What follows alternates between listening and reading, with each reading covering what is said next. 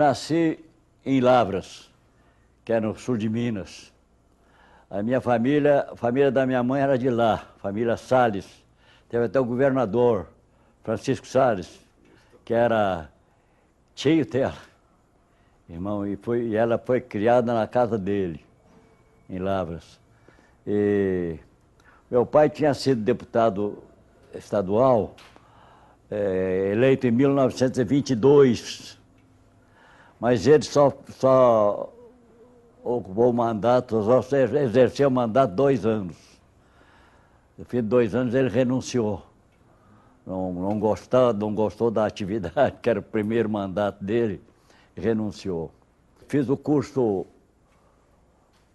ginasial em Lavras, no Gammon, em Lavras, que era um colégio fundado por uma missão americana. E toda a equipe de direção de lá eram missionários americanos, presbiterianos. Desde criança eu pensava em política, pensava em ser presidente da República, foi coisas que as crianças têm, não é? E então, por causa disso, eu fui para o curso, eu me formei no curso ginasial em Lavras. De Lavras eu vim diretamente para o vestibular aqui em Belo Horizonte. Fiz vestibular, fui aprovado e comecei o curso de Direito.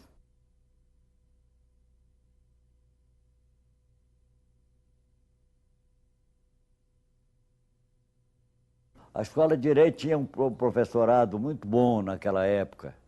Tinha o professor Aloysio Nonato, que era professor na cadeia de Direito Civil, e constitucional era o professor José Eduardo da Fonseca. O professor de Direito Civil era o Aloysio Nonato, Direito Penal era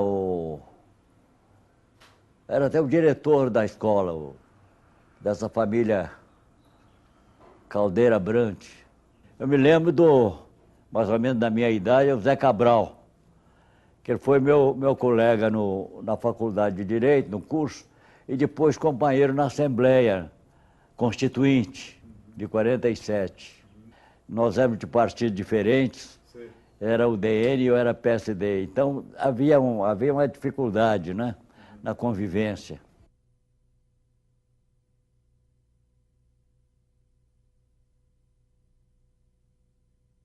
Na Revolução de 32, eu me filiei à Revolução contra o Getúlio, né? E a Polícia Mineira, havia uma luta, a invasão da Polícia Mineira para invadir São Paulo e a Polícia de São Paulo para invadir Minas Gerais. E ficaram então naquele túnel da Mantiqueira, estacionados, os paulistas de lá e os mineiros de cá. Foi quando eu entrei, eu fui a pé, pedindo carona e tudo aí pelo sul de Minas, essas estradinhas municipais do sul de Minas, até chegar lá no túnel. E lá, então, o Valadares tinha sido nomeado pelo Getúlio para gerente daquela situação. E o Juscelino era oficial médico da Polícia Mineira, estava lá também. Lá que eu conhecia ele nessa ocasião. Ele era oficial da Polícia Mineira, oficial médico, em serviço lá, e eu fiquei lá como voluntário. Vamos dizer que fosse idealismo, né? Era mania de renovação, que a gente tinha, a juventude, a mocidade toda estava preparada para mudar o país, né? Eu me filiei ao integralismo, que não era um movimento fascista, era um movimento nacionalista. O Plínio Salgado escreveu até aquele livro, O Estrangeiro, e diversas... De um lado tinha o Miguel Reale, no integralismo, o Santiago Dantas, o Jeová Mota, que era um oficial do Exército do Ceará, e cheguei a fazer carreira no movimento. Era um movimento nacionalista. Eu fui secretário nacional de propaganda. E como secretário nacional de propaganda, eu fazia conferências nos estados, fundava diretórios e fazia conferências explicando o que era o integralismo. E com isso adquiri uma cultura diferente, renovadora, mudancista, e com a qual eu fui eleito também para a Assembleia, né? Diferente de toda a cultura da Assembleia, que era municipalista. Eu conheci o Juscelino nessa ocasião, lá. Depois, quando eu fui me candidatar a deputado, ele era secretário do Diretório Nacional do PSD, Diretório Estadual do PSD, aqui de Minas Gerais. E foi ele que liderou a minha candidatura para a Assembleia. Fui candidato devido a ele.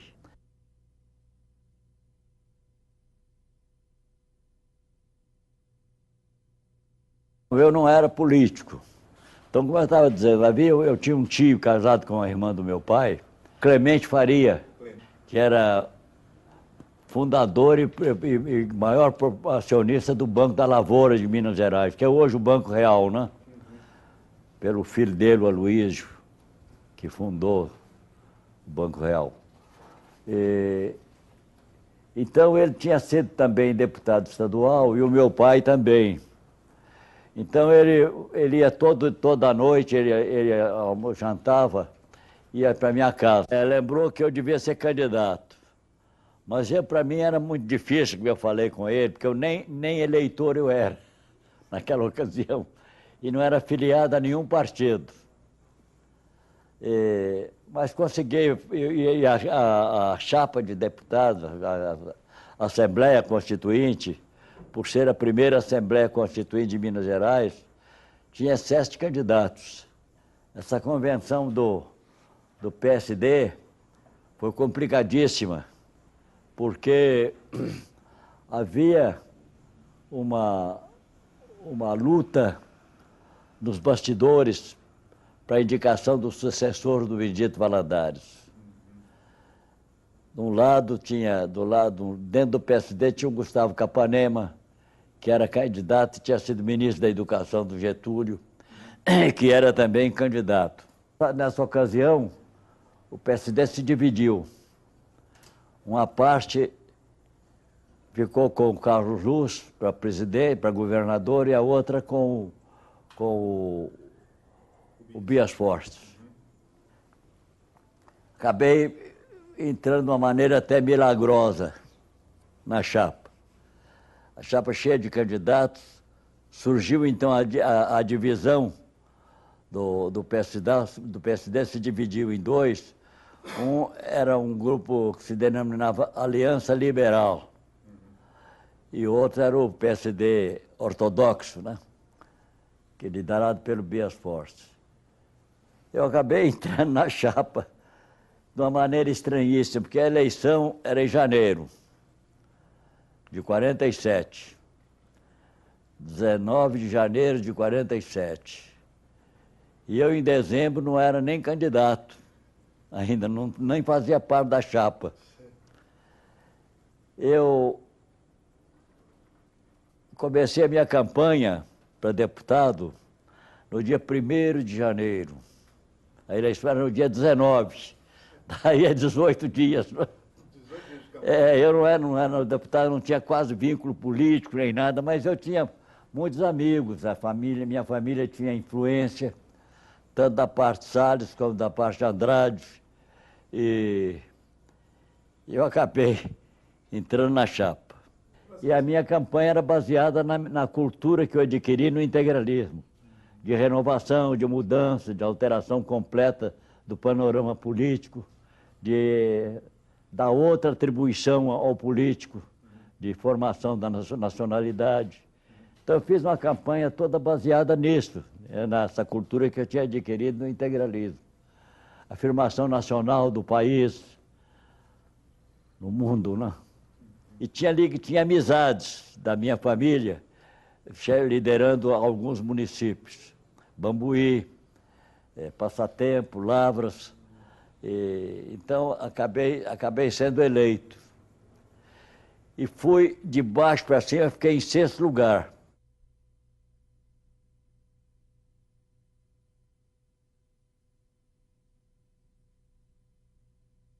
Na Assembleia tinha gente muito boa.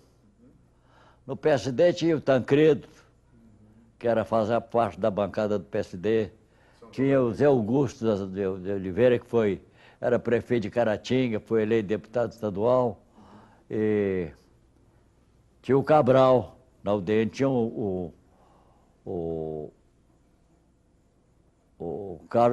Carlos Pereira, que era um bom orador. Tinha o Oscar Dias Correia. O Badaró era por Minas Novas, né? O pai do Badaró, Francisco Badaró. Era um homem muito conformado, bem figurado, vestia bem, tinha uma posição de líder. Tinha o Pedro Braga, que era da Zona da Mata de Rio Branco. Tinha o Oswaldo Perrussetti, que foi prefeito de Belo Horizonte. Tinha o Fabrício Soares, que era meu adversário lá na região. Eu liderava em Piauí, o PSD de Piauí e ele o DN. Armando Ziller era comunista. E ficou até meu amigo lá. Nós combinávamos bem com as ideias a respeito do Brasil. O Amintas de Barros, que foi prefeito também de Belo Horizonte. Rondon Pacheco, que foi governador. Nós éramos os mais jovens da Assembleia, nós tínhamos 32 anos. Os mais jovens da Assembleia, de menos idade. Bom, o trabalho foi a elaboração da primeira Constituição de Minas Gerais, né? Foi muito bom. Tinha bons elementos, o Tancredo se dedicou muito a esse trabalho. Eu era vice-líder e ele era líder da bancada. Porque a Assembleia se ocupava apenas de pequenos assuntos municipais, essas briguinhas de município, entre deputados, rivais e tudo. E eu fiz um discurso na Assembleia que teve muito boa recepção, mostrando que o papel da Assembleia não era de incentivar as rivalidades municipais, mas sim os problemas sociais, os problemas de direito, de vida dos municípios e do Estado, né? Precisava haver uma modificação, uma mudança de mentalidade, de atividade e tudo.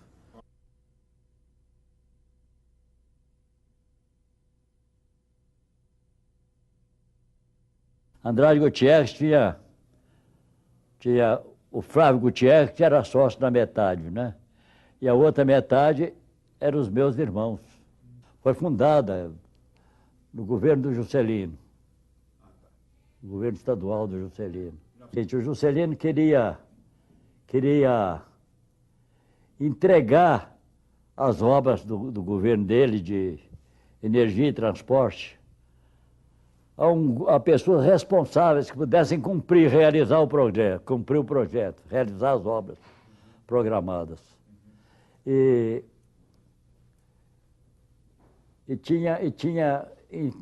tinha designado uma pessoa para cuidar disso. Eu falei com ele, o governador, isso aí não vai dar certo, não, porque esse sujeito é um esquizofrênico. Não vou falar que é, não. Ele era diretor do Banco da Lavoura. Então não dá certo. Aí eu falei, você tem que arranjar gente amiga sua que possa... Aí ele lembrou do Ajax Rabelo, que quando ele era prefeito, o Ajax Rabelo trabalhou, o Ajax Rabelo não, tinha um cara que era muito ligado ao Ajax, eu estou esquecendo o nome dele. Aí nomeou o Ajax Rabelo para construir um consórcio. E esse consórcio seria o encarregado de realizar todas as obras do governo dele. Desse consórcio, Andrade Gutierrez fez parte. Porque ela tinha condições, né? Foi o início dela.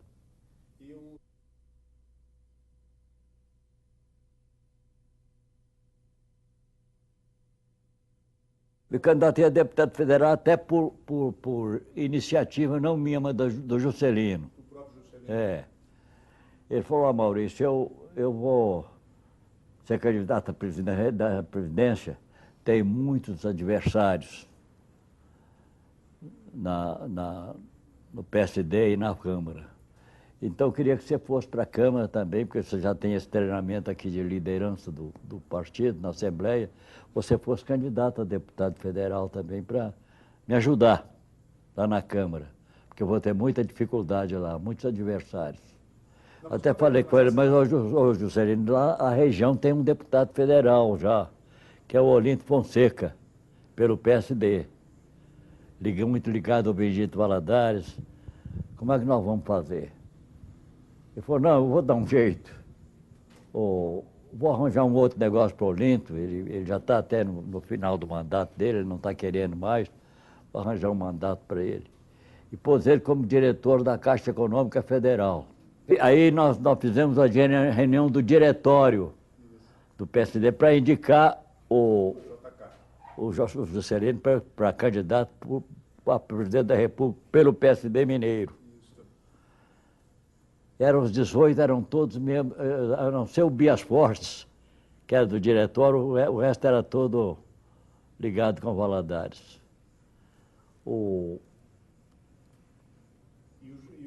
Aí o Juscelino falou, ó, vamos fazer o seguinte, me dê um livro de ata do partido com uma folha em branco. Vamos deixar para lançar a minha candidatura nessa folha em branco aqui. Agora tem que ter assinatura de todos os membros do partido, da comissão executiva. E eu saí, então, pegando a assinatura. E havia... O primeiro que eu procurei foi o Álvaro Cardoso, que era do comissão executiva, era diretor do Banco Crédito Real, que hoje é o Banco Mineiro da Produção, né? Procurei a ele, falei, mas como é que eu vou fazer? Assinar isso aqui? Não tem assinatura do Valadares, como é que eu vou assinar isso aqui? Eu falei, não, você tem que até deixar o seu nome para abrir aqui a assinatura, para ter prestígio aqui, não é? Ele falou, falei, você tem o seu mandato aí de diretor do banco, que depende do governador. Você está disposto a largar isso? Em troca de um ato que é um ato natural, que todo partido deseja? Aí resolvi assinar. Assinou. Eu peguei a assinatura depois do Edson Álvares, que era também diretor de um banco do Estado. Assinou, não custou assinar. Eu deixei o Valadares por último lugar, a última assinatura. Todos assinaram e eu então fui para São Paulo atrás dele, para pegar a assinatura dele, né? Aí eu subi com o livro de ata na mão. Eu falei, ó, o senador, eu vim aqui porque nós estamos num movimento para a candidatura do Juscelino à presidência da República. E eu já tenho a assinatura de todos os membros da comissão executiva do partido, do diretório. Falta a sua. Aí ele pegou e falou, deixa ver. Eu dei o livro a ele. Ele abriu exatamente naquela folha em branco a assinatura deles todos e o resto em branco, né? Falou, não assino isso, não. Isso é uma safadeza do Juscelino, porque ele não podia fazer isso comigo.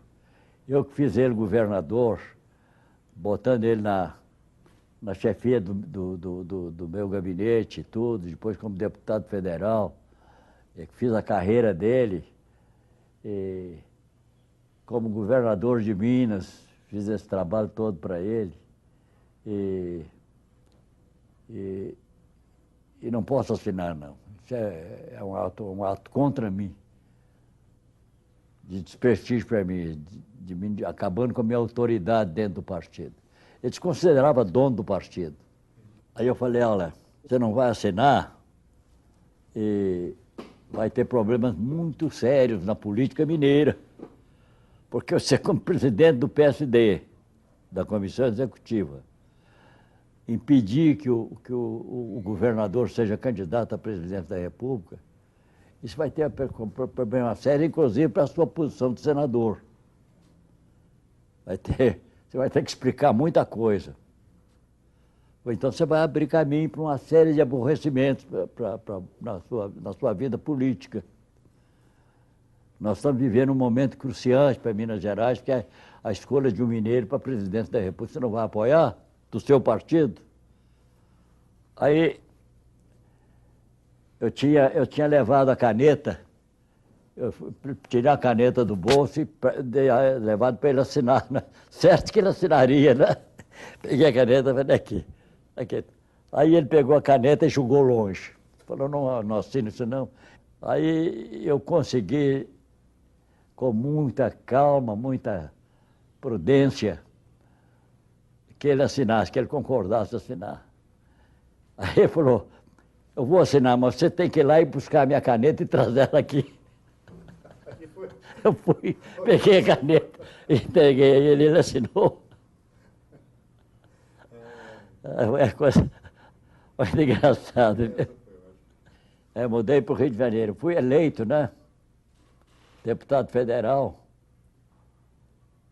Uma boa posição. Tive uma votação muito boa para a Câmara.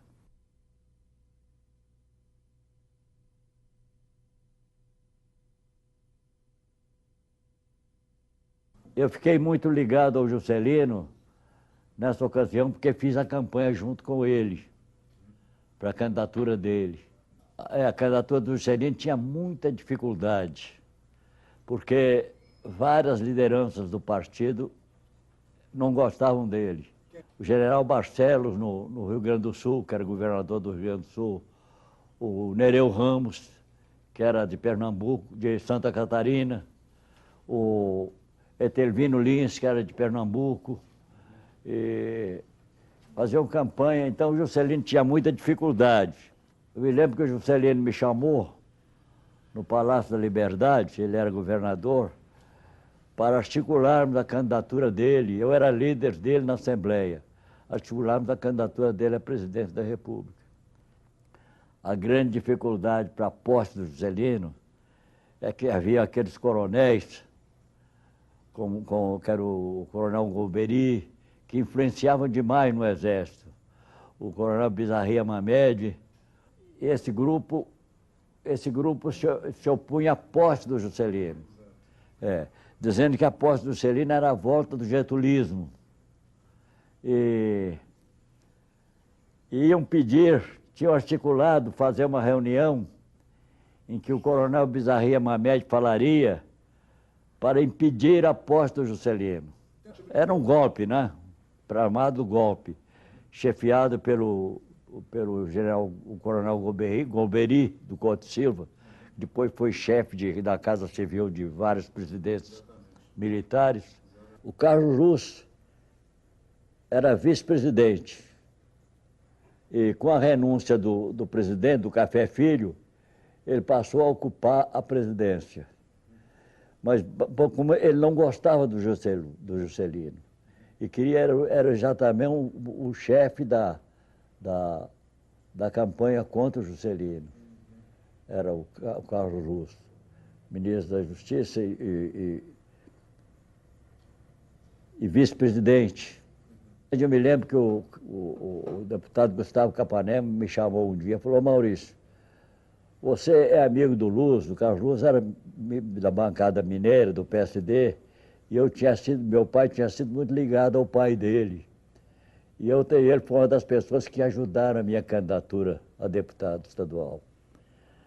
Ele falou, você é ligado ao Luz, o Luz está na presidência. Ele falou, vamos, e ele está comandando o impedimento da posse do Juscelino.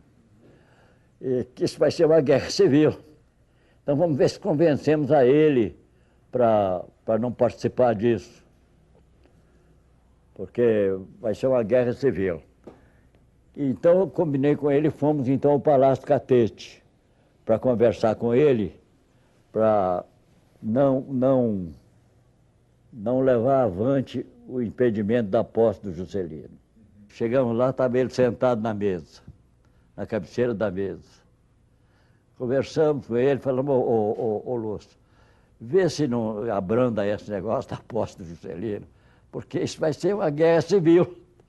você vai ter que enfrentar uma guerra civil aqui, na rua, lutar contra os tanques, porque tinha o general Lott, que era o ministro da guerra, o general Denis, que era o comandante do primeiro exército, onde estavam os tanques, que dispunha dos tanques, né, que estavam no Rio de Janeiro.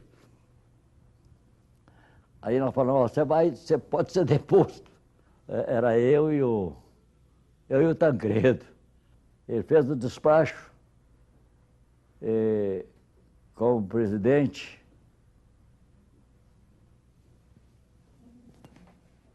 demitindo o ministro da guerra, o general Lott.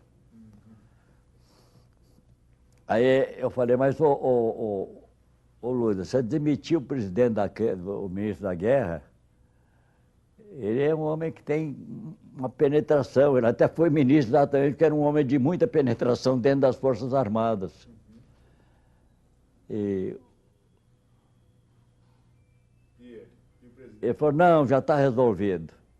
Eu falei, quem é que você vai nomear ministro? Ele falou, será o general Lima Brenner, que era um general partidário do golpe. Já está resolvido. Aí o Marechal Lott entrou como ministro, ele falou ao ministro, o senhor vai ser demitido, porque está um problema muito sério aí dentro das Forças Armadas, dentro do Exército e dentro da política. E eu não posso continuar com esse jeito, então o senhor vai ser demitido. E assisti aquilo ali, eu fiquei espantado, falei, bom, agora vai ter o golpe, né? Vai mudar tudo. E nós reunimos um grupo de deputados lá num apartamento no anexo do Copacabana Palace, onde morava um deputado do Rio Grande do Sul, não estou lembrado do nome dele, e eu fui para lá então. Cheguei lá, eles já estavam. Era o Brizola, o Negrão de Lima, estava lá, e o irmão do Nereu, que era o deputado por Santa Catarina. Eu falei, cheguei e falei, vocês não sabem o que eu quero assistir agora. Foi a demissão do Marechal Lott. O Brizola então deu até um pulo, falou, não é possível, nós temos que reagir. E foram telefonar pro Denis, e nós vamos impedir isso. E telefonou para o Denis estava em casa, na casa dele. A casa dele dava fundo para a casa do ministro da guerra. Ele era o comandante do primeiro exército. Aí fomos para lá um grupo de deputados para conversar com ele, com o Marechal Denis, liderado pelo Joaquim Ramos, que era irmão do Nereu Ramos, que era o presidente do Senado. Fomos para lá e então falei com o Joaquim Ramos. Joaquim Ramos, o assunto é delicado. Sei mais íntimo dele, você vai e conversa com ele lá.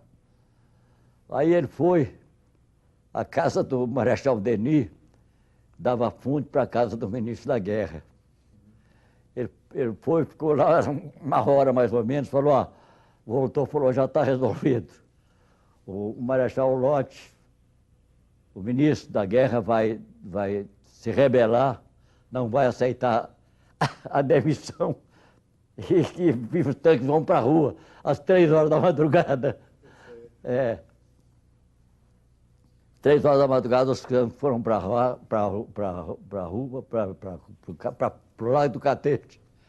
E o Carlos Luz então abandonou a presidência e se refugiou a bordo de um navio. A ideia dele era irem para São Paulo, para o litoral paulista, e ele descer no Guarujá, onde o Jânio Quadros estava. E aí, através disso, mobilizar o Jânio Quadros para uma revolução.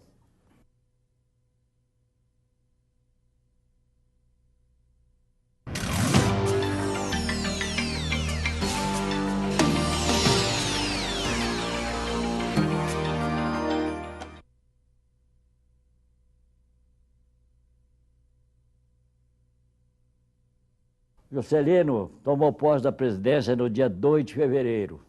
55. Quando foi no dia 3 de maio, tinha uma exposição de agropecuária em Uberaba, exposição nacional agropecuária.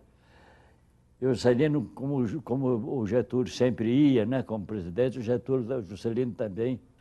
Tinha um sofá no DC-3 da presidência, era um DC-3, né? Trimotor, bimotor, motor de explosão ainda.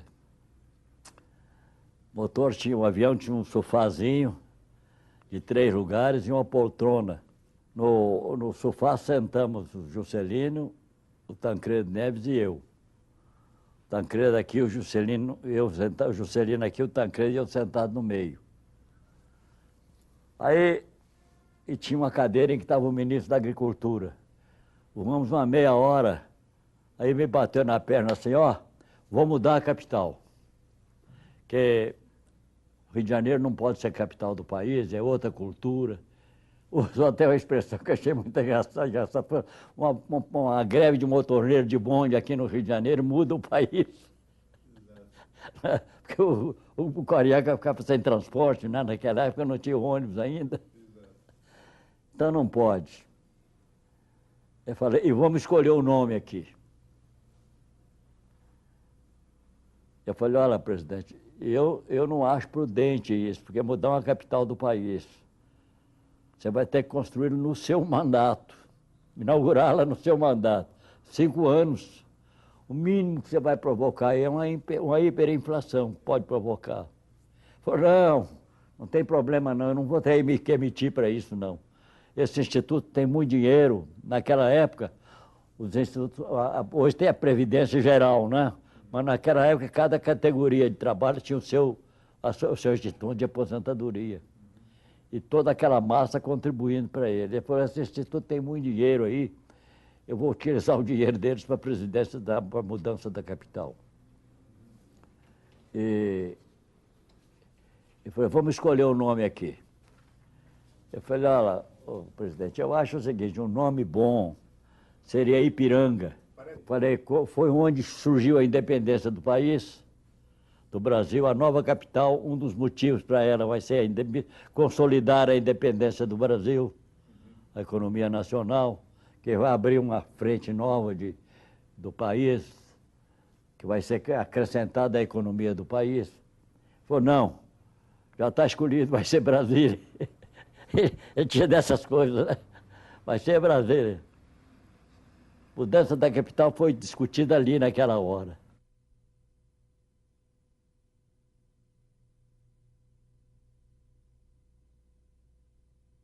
Tinha acontecido um negócio muito interessante. O Juscelino recebia os deputados federais numa sexta-feira e ele me pedia que fosse lá para ver os pedidos dos deputados e ver o que ele atendia e o que ele não atendia, para não criar problema para ele na bancada,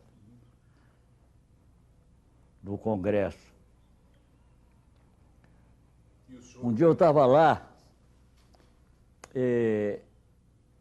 assisti a despacho dele, atendendo os deputados, e ele terminou, saiu, pediu licença, saiu. E daí a pouco o Major Mesquita, que era ajudante de ordens dele, veio e me procurou, falou, o presidente quer falar com você. Você não ir embora não, que ele quer falar com você. Aí eu fui lá conversar com ele, falar com ele, e tinha um salãozinho, uma salazinha de barbeiro que dava para o Largo do Catete, onde o Getúlio fazia barba. Tinha uma cadeira de barbeiro. Ele estava deitado na cadeira e o Geraldo, que era o motorista dele, fazendo a barba dele. Tinha um banquinho ao lado e ele falou, Maurício, senta aqui, vamos conversar. E ele me perguntou, falou, Maurício, o que você acha da minha sucessão? Eu falei, presidente, se você pudesse ser candidato, a sucessão estava resolvida, você seria eleito. Mas como não pode, a Constituição não permite, então vai ser o Jânio Quadros. Ninguém tira isso do Jânio Quadros. Marechal Lott não vai ter uma derrota tremenda. O Jânio, com essa bandeira de Tostão contra 1 milhão, ele pegou o voto da raia miúda toda, vai votar nele. Aí ele virou e falou, ó, eu nunca disse isso a ninguém, mas eu também penso assim. E falou, ó, vamos fazer o seguinte, vamos lançar essa ideia, vou conversar no Jornal do Brasil e pedir o Castelinho, o Castelo Branco, para tomar uma entrevista com você. Vamos lançar a ideia da reforma da Constituição para preparar a base de uma candidatura, da minha candidatura. Eu dei entrevista ao Castelo Branco. Quando foi na terça-feira, saiu a minha entrevista, dizendo que a grande vantagem de Juscelino apoiar é que a UDN tinha retirado o apoio ao Jânio Quadros, que não havia nenhuma dificuldade em nós apoiarmos o Jânio, porque seria também um candidato do PSD. E tinha havido até aquela reunião da UDN que o Jânio compareceu, em que ele se recusou a aceitar a candidatura pela UDN, né? Magalhães até quase teve uma síncope lá por causa disso, Magalhães Pinto. Uma senhora no Rio de Janeiro, paulista, que ela dava uns jantares no apartamento dela, no posto 6, e convidava pessoas eminentes, banqueiros, diplomatas, ministros, nos sábados. E nesse sábado ela me convidou para ir lá. E eu fui. Estava lá, e aí chegou o Santiago Dantas. Santiago, eu tinha uma ligação muito grande com ele, que vinha do tempo de integralismo nosso. Aprendi muita coisa com ele. Aí ele me chamou e falou, Maurício, vem cá, vamos conversar. Entramos numa salinha. Ele falou, ó, eu já estou sabendo o movimento que você está fazendo aí para a candidatura do Juscelino, para a reforma da Constituição e abrir candidatura para o Juscelino. Mas eu quero te avisar que eu sou contra, o Jânio é contra também, ele é o vice-presidente, não aceita, e nós não aceitamos. Não vai ter jeito, não. Aí nós vamos para uma eleição, uma luta de classe, uma eleição baseada na luta de classe, e vai incendiar o país. E ele falou, conversamos com o Adhemar de Barros, embora ele tenha ódio do Jânio Quadros, mas já conversamos com ele, e vamos fazer uma aliança aí baseada na luta de classe, uma sucessão do Juscelino baseada na luta de classe. Eu conversei com ele, mas ele foi irredutível, não aceitou. A opinião de Santiago era a opinião do Jango, né? Porque ele era o porta-voz do João Goulart. O Jânio Quadros recebia os deputados, geralmente poucos, para jantar, depois fazia uma reunião com outros deputados, com outros congressistas, senadores, deputados, além dos que ele tinha convidado para jantar. Então ele chegava, nós estávamos lá no salão de jantar, ele chegava com a garrafa de uísque na mão e assentava, longe. E ia chamando um por um, conversando. E com o uísque ali no chão, né? Conversava e tal. E ele recebeu pouquíssimos congressistas durante o tempo que ele foi deputado ou senadores, pouquíssimos. Eu fui um dos poucos, por causa desse trabalho que eu fiz antes, né? Para o lançamento da candidatura dele à presidência, né? Apoiado pelo Juscelino, por um movimento nacional, né? O Jânio renunciou porque o Jânio queria dar um golpe. Ele era contra o Congresso.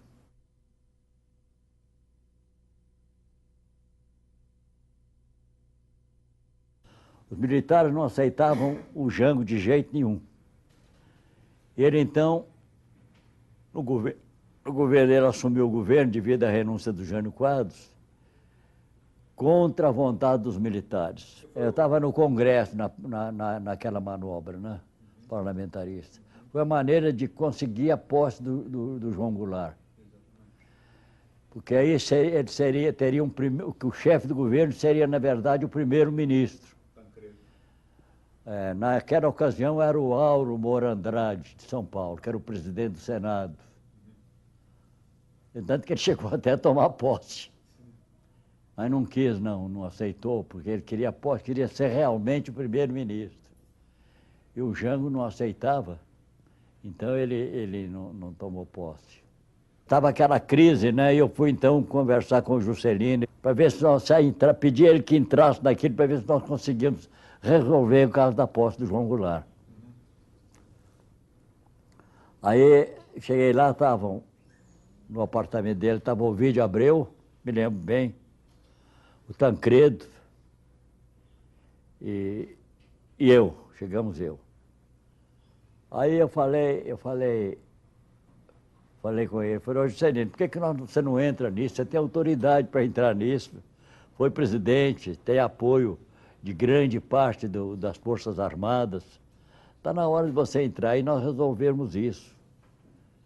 E Tancredo tinha saído, tinha subido para o apartamento dele. Aí ele falou, olha, vamos ver, vamos fazer o seguinte, você conversa com o João Goulart, vamos ver o que o João Goulart qual será a posição dele, para nós apoiarmos ele. Aí eu falei, eu não quero ir sozinho não, porque eu vou chegar lá, a casa dele está cheia, ele morava no Torto, né? No Palácio do Torto, aqui está cheio de gente exaltada, vai ser difícil para mim. Então vamos fazer o seguinte, vamos conversar, você leva a Ivete Vargas com você. Ela lida bem com esse pessoal, vamos ver se você leva ela. Já telefonou para ela, ela se dispôs a ir. Aí nós chegamos lá, encontramos lá no Palácio do Torto uma agitação tremenda. Quase que um ambiente de revolta. Mas eu chamei o secretário dele e fomos então falar com ele. Eu falei, ó, por que você não sugere um movimento de pacificação aí para os militares aceitarem a sua candidatura, a sua posse? Não aceitavam de jeito nenhum. Conversamos com ele sobre a ideia do parlamentarismo, se ele aceitasse, né? Aí ele falou, não, para resolver isso eu tenho que ter também a decisão do PSD, o PSD tem que estar de acordo. O Jango mesmo dentro do PSD ele não tinha um apoio concreto, não. Mas marcou-se uma reunião para a Câmara, no Salão Nobre da Câmara. Não era um domingo, isso era um sábado, marcou então para o domingo a reunião lá. Dos congressistas do PSD para nós resolvermos. Aí fomos para lá, o Capanema assumiu o controle da conversação, do diálogo, e acabou, o PSD aceitou o parlamentarismo, mas com a condição de que o primeiro-ministro fosse o Auro Moura Andrade, que era o presidente do Senado. O Auro aceitou e chegou até a se preparar para tomar posse.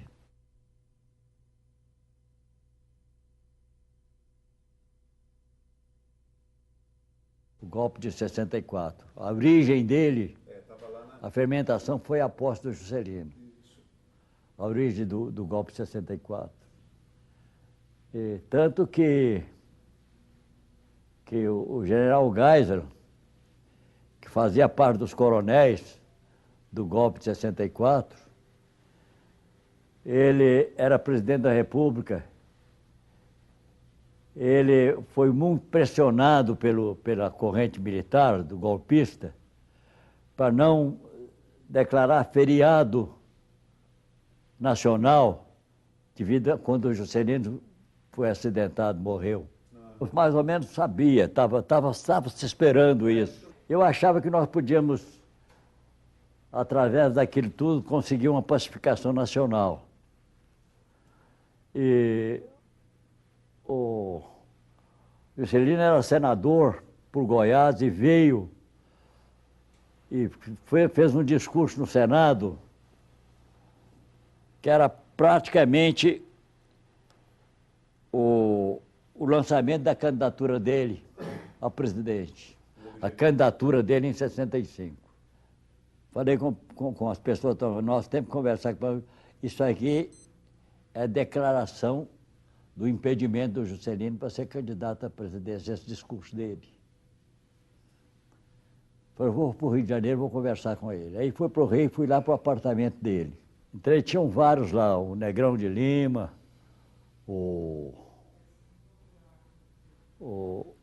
tinha um médico, aquele médico, Aloysio Salles, estava lá também, ele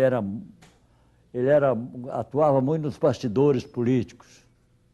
Estava lá, aí todo mundo apoiando, aprovando, entusiasmado com o discurso do Juscelino. Falei, olha, presidente, eu acho o seguinte, esse seu discurso foi a declaração de impedimento da sua candidatura. Falei com ele, o seu discurso é um convite para o impedimento da sua posse. Não foi bom, não gostei não achei que foi bom. Achei que era hora da gente fazer um movimento agora de consolidação do país, da economia do país e tudo, apoiando o governo, esse governo. Aí quando foi à noite, o Costa e Silva, que estava na presidência já, deu uma entrevista, falou, o senhor Juscelino parece que quer seguir o caminho do senhor João Goulart. Acabou seguindo, né? Eu tinha até um bom relacionamento com o presidente, o general Castelo Branco, né? Que ajudei na promoção dele e tudo, ele ficou meu amigo. Nomeação dele para general de exército também, né? Com o Carlos Luz, da promoção dele.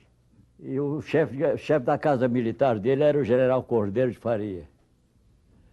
E o Cordeiro de Faria que fazia minha ligação com ele. Então eu estava na Câmara quando o contínuo veio me avisar que estava me chamando no telefone. Não era ele, dizendo que o presidente queria conversar comigo no dia seguinte. Eu fui. Fui e naquele período de efervescência muito grande, né? Era uma comissão, era um grupo que decidia praticamente, ele é que decidia o caminho da Revolução. O que é a Revolução? Era um grupo de militares, de generais, que tinha uma denominação, eu até esqueci.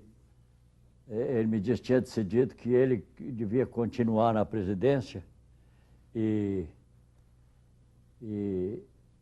a deportação do Juscelino, que era um elemento de revolução, de contragolpe.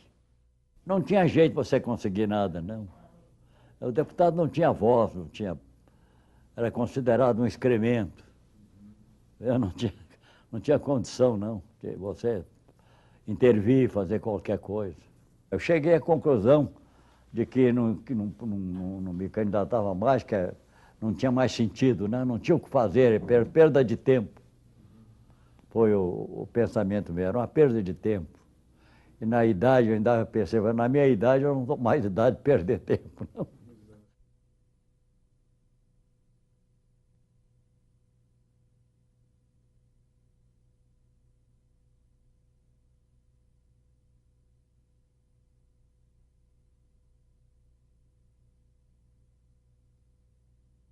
Houve um fato muito interessante.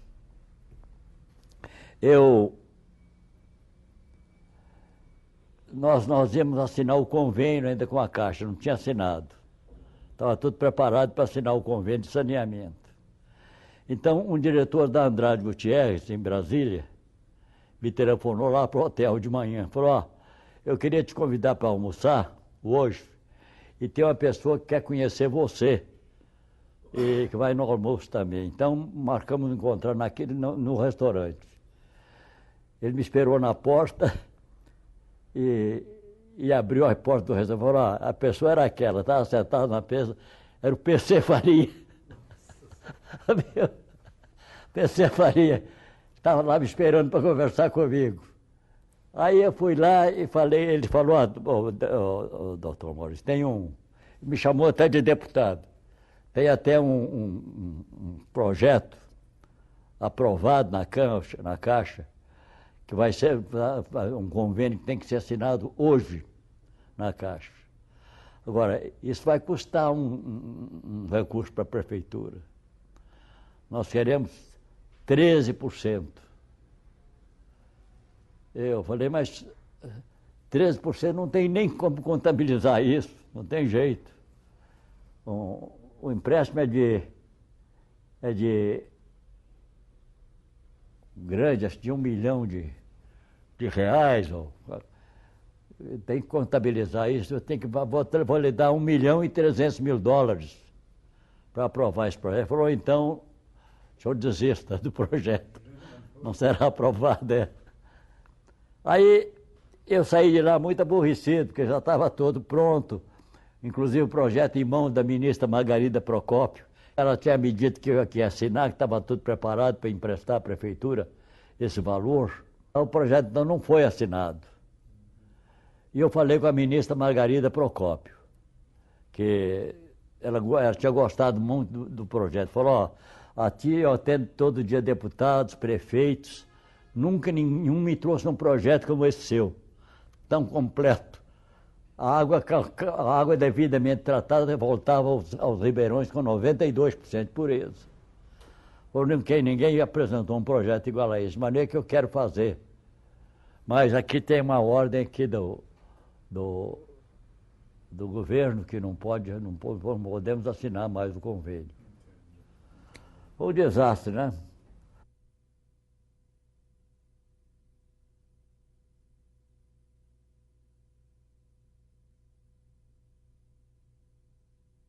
Nós adotamos um slogan que é hoje fundamental em qualquer movimento político, a esperança do povo, né? Dona Hilda, a candidatura a esperança do povo, candidata dos pobres. Esse era o slogan dela, né? Esperança do povo, candidata dos pobres.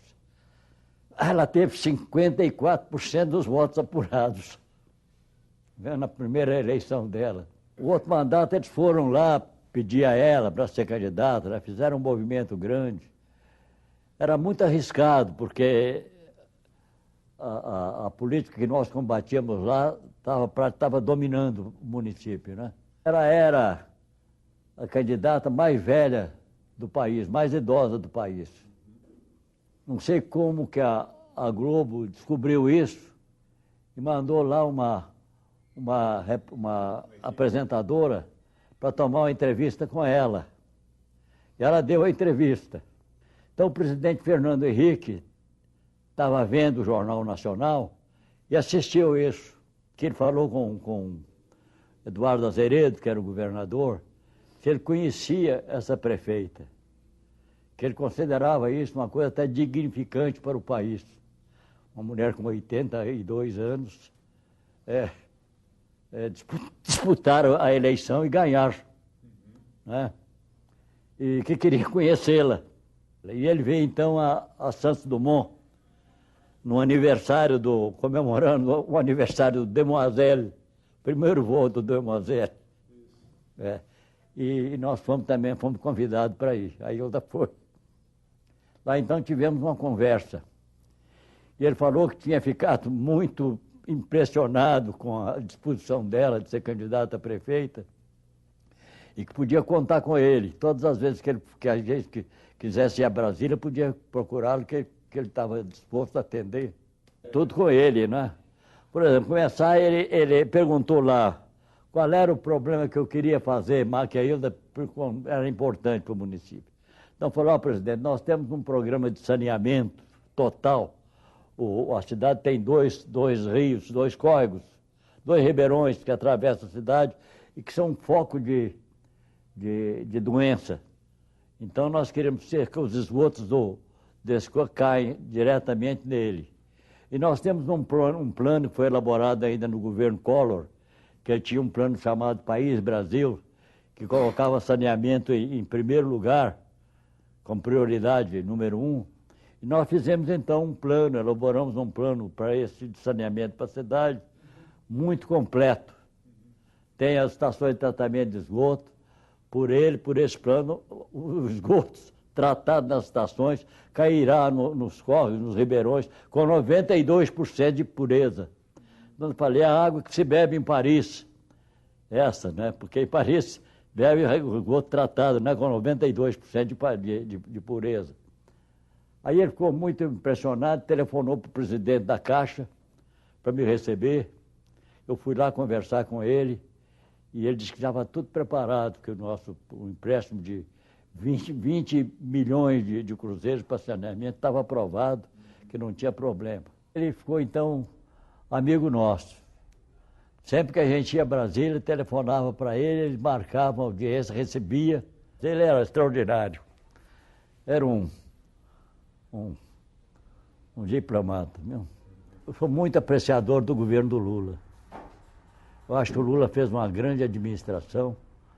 Primeira vez que o Brasil foi administrado dentro de um sistema, de uma regra social e política.